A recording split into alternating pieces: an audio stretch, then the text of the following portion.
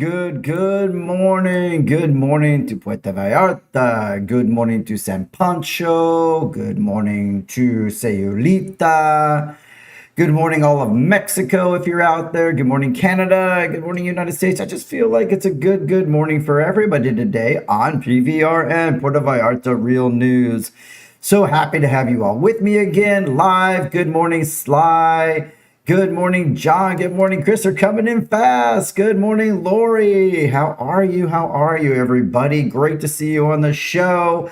Why don't we just start off right away with a live look at beautiful Puerto Vallarta this morning. Oh, from California. Hey, Lori. Here's a live look at California. Oh my gosh. Here's a live look at Puerto Vallarta this morning. We do have a cruise shop in the terminal, wispy clouds. It's just beautiful out there. I even zoomed in a little bit to give us a little different view today. But of course, it is 10:01 a.m. Puerto Vallarta Real News time. It is April 21st, and you are here with me for about 15 minutes as we do every Monday through Friday. Good morning, Chandra. Good to see you again. So nice to see our regulars and a few new people. And don't forget, if you're new here, this is an interactive show. Say hi, say good morning, say what's up, say whatever you like. Hey, good morning, Heartman Mark from New York City. There you go, New York City. That always makes me think of the old salsa commercials. You know, New York City, get a rope. Nothing, no shame in that, New York City. Good to have you in today. Glad to see you on the show. All right, let's get to it. We got all kinds of fun stuff to go through today. Good stuff, and it's just Mark. Got it, Mark. I figured that one out. All right, so let's look at the news today. So first of all, before we get into the news, just a quick reminder. Tonight, if you're in Puerto Vallarta, and you want to meet me or anybody else and a lot of the other viewers on this show, come on out to the Gen Expats Happy Hour. It's going to be tonight at Whiskey Kitchen. It's going to start at 4 p.m., but I'm going to be there closer to 5. And it runs till about 7 p.m. with all those great specials. And again, it's at the new location downtown. Looking forward to being out there. I think we got about 40 members of my Gen Expats group coming out tonight. So that'll be a fun event. We're super friendly. If you live here, if you're visiting and you want to meet a bunch of really cool new people, that's the place to go. So quick shout out for that tonight. We'll do our first coffee cam of the morning. Good morning, Stevie Rose, Steve, Stephanie. I think you're Stephanie, but I don't know. I'm still learning the code names, but good morning to you as well. Thank you so much for saying good morning to me. All right. First up, we got a little bit of news for you. This is good news. I like starting with good news more so than not good news. If that makes sense. Let me get the screen up. So, hey, everybody knows this location. If you're from Puerto Vallarta, if you've done any charity events, this is kind of an amazing location here in Puerto Vallarta. It's kind of a cultural center for us. But, of course, this is the Los Mangos Library. And good news, the Puerto Vallarta City Council approved a new 30-year agreement for the Biblioteca Los Mangos, providing long-term legal certainty for the iconic cultural center. So the decision was finalized during the local government session on April 16th, and it's going to allow the library to continue operating on the municipal land it has occupied there since way back in 1996. While the city retains ownership of the property, the extension does ensure that the nonprofit institution can continue its mission without administrative disruptions or threat of lease expiration. Securing these additional 3 decades, wow. It really enables it to continue on in place and be part of the Banderas Bay community. It always has been. It is a self-funded entity. It receives no government funding. The center really relies heavily on donations and events like its annual art auction to cover its 120,000 peso Mexican monthly operating costs. So the new agreement provides the stability needed to maintain its extensive collection of 30,000 books, various programs, and ranging from language, music classes, children's workshop, free internet access. It's just really an amazing place. If you've been to Los Mangos Library, that's great. If you've never been, go check it out.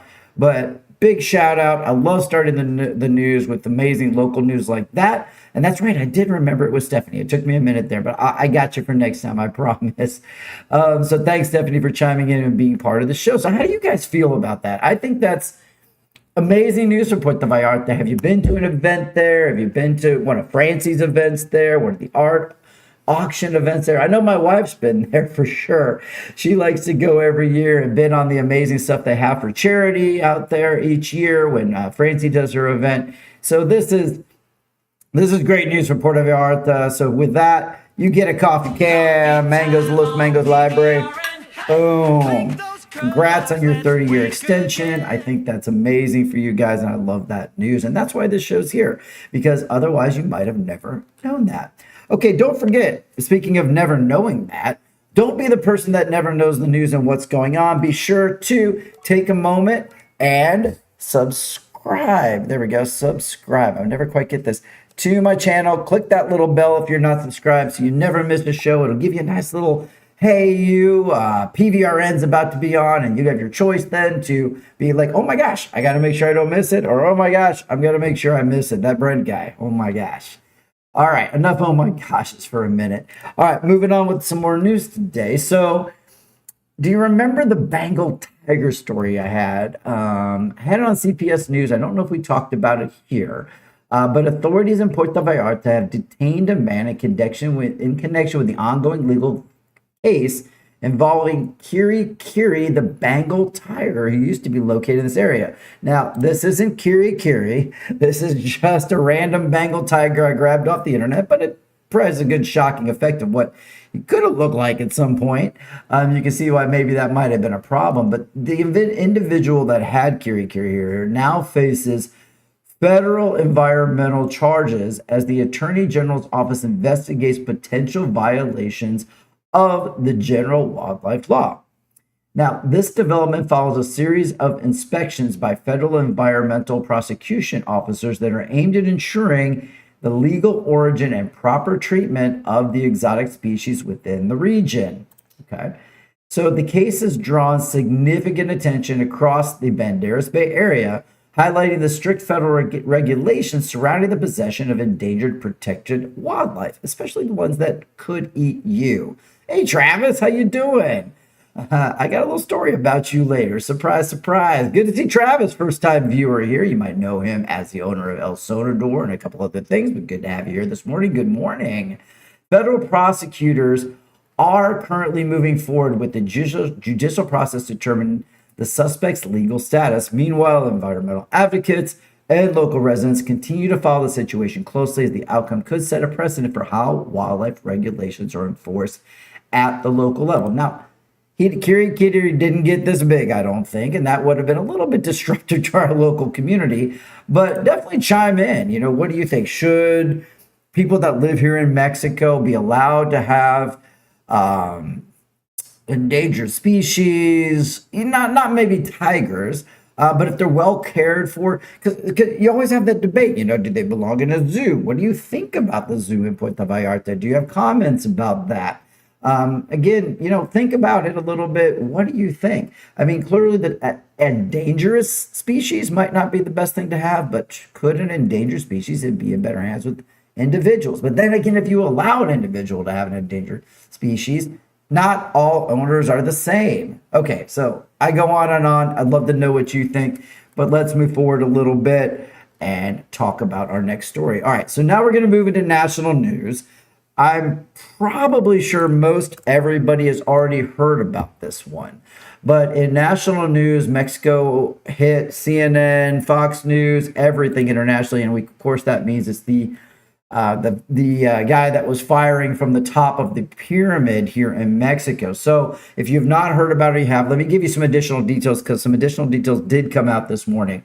So a gunman did open fire at the Teotihuacan archaeological site in Mexico on Monday, April 20th.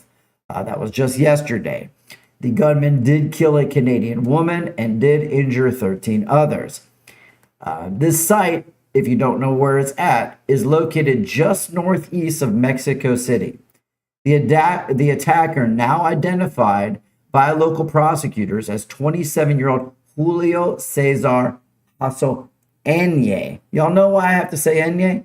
So being on the news cast on television, Once before someone is in custody and there's been charges against them, you say their entire name and you don't blank out their eyes. But news you may never want to know, once you are prosecuted, Mexico then requires you to drop off the last name, you give it the letter N, hence Enye, and you blur out their eyes. So something to know about local news when you hear that Enye, that's not actually somebody's name. He began firing from the Pyramid of the Moon at approximately 11:30 a.m. yesterday, local time. Authorities reported that roughly 20 to 30 shots rang out. That's shocking. The gunman took his own life then at the scene. Among the injured were citizens from the United States, Colombia, Brazil, and Russia, with some victims sustaining gunshot wounds while others were hurt in the resulting scramble for cover. Mexican federal and state security guards were sent out, including National Guard, were deployed to secure the UNESCO World Heritage Site following the shooting. President Claudia Sheinbaum expressed solidarity with the victims and confirmed that the government is in contact with the Canadian Embassy. While investigations into a motive are ongoing, officials seized a firearm and a bladed weapon, aka a knife, at the scene. The incident has drawn significant attention to the public security at major tourist destinations as Mexico prepares for the upcoming 2026 FIFA World Cup.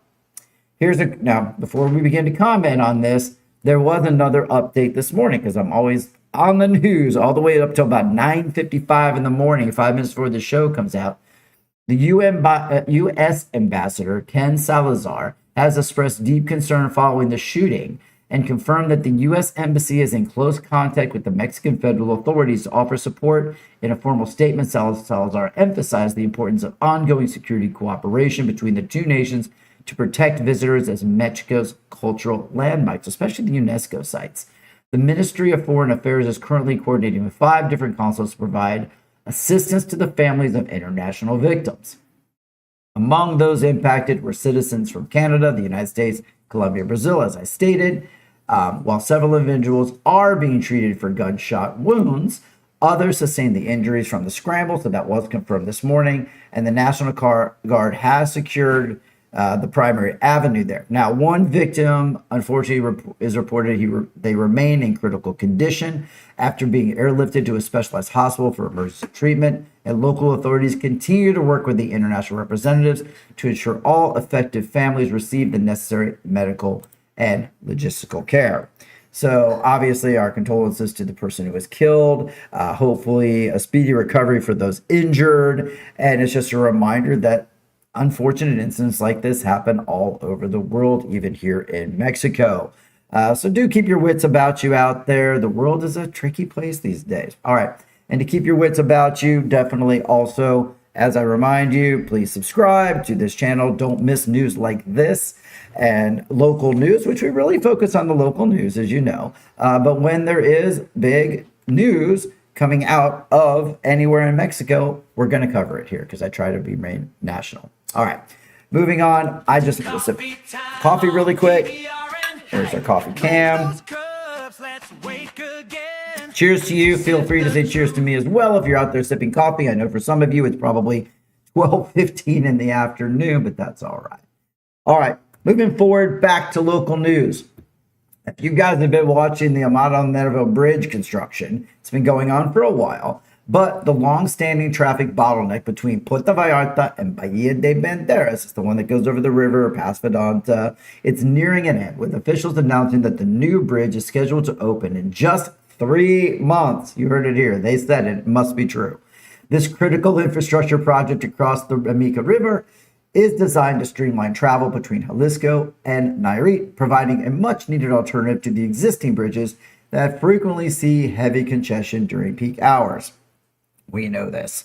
Construction is currently in its final stages, and once operational, the bridge is expected to significantly reduce commute times for residents and visitors traveling across the state line. By improving the flow of the vehicles throughout Banderas Bay region, the new crossing aims to alleviate the daily gridlock that's impacted the local commerce and tourism for years. Regional authorities are confident that the July 2026 opening will mark a major turning point for transportation and connectivity in the area. I obviously, wait a minute, we got to turn the camera on first. I got ahead of myself. I obviously giving a giant cheers to that one. We really need that bridge in place. That traffic bottleneck is pretty bad. But, glad to see it. All right. Quickly, our last story, local story for today before I've got some exciting news, as Chris Anderson mentioned, and Travis Burke is here because there is some big local news coming up. But I do want to mention that Governor Pablo Lemos is returning. He was just here to inaugurate the Ms. Maloya Pier, but he's here to for a convention, the CANADEMBI, the acronyms of Mexico. Housing convention is here. He's expected to unveil a significant investment package for our region. That's exciting news. Highlights of the announcement include a new state-backed housing plan and critical healthcare projects, such as the construction of a specialized autism center and a new teaching hospital for the city. This is huge news. The visit also serves as a final review for several major projects nearing completion across the Bay. And I know we're all thinking of one project. It's not the Ms. Maloya Pier. That one's done, but it's the long-awaited Malecon extension. Recent progress reports indicate that the northern expansion, extending the boardwalk from the 31st de Octubre towards Parque Hidalgo, is currently entering its final finishing stages. Again, I'm making promises I don't know if I can keep.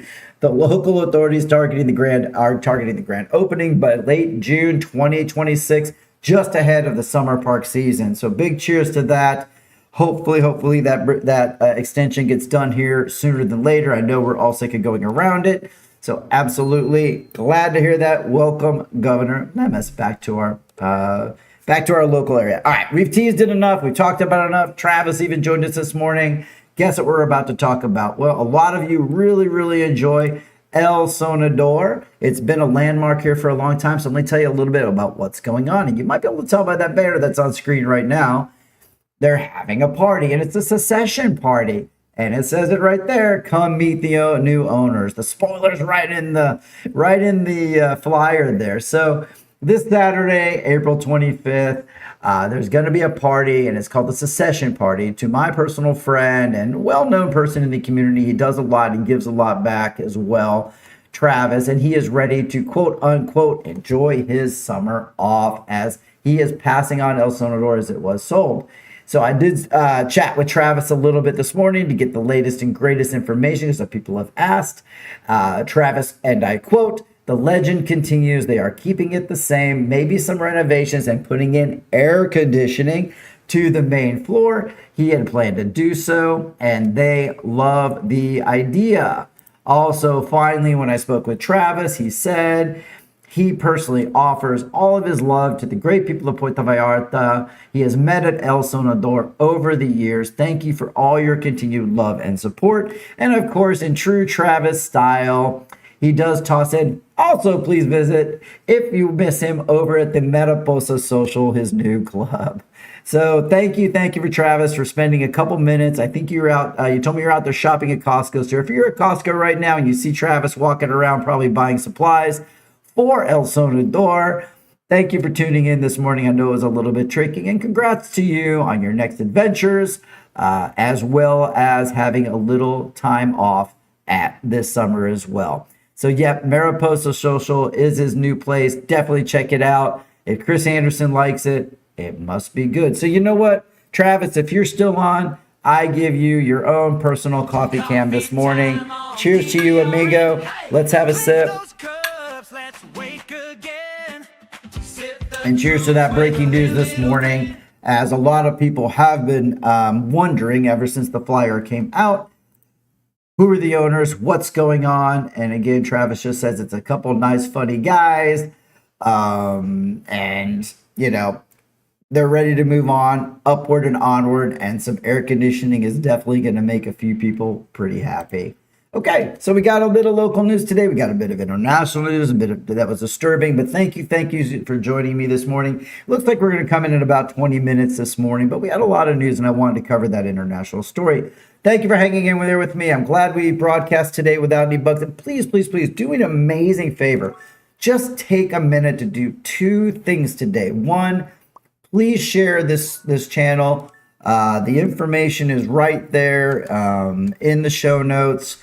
The more viewers I get and the more subscribers I get, the faster this show will be more publicized and be able to share all around. Good morning, PDX Girl. Nice to see you. You just caught the end of the show. Thanks for coming in. So please share the show. Please subscribe it. I really do appreciate that. And just hang in there for about one more minute. And most of all, please support my amazing, amazing sponsors who are right here in the final trailer.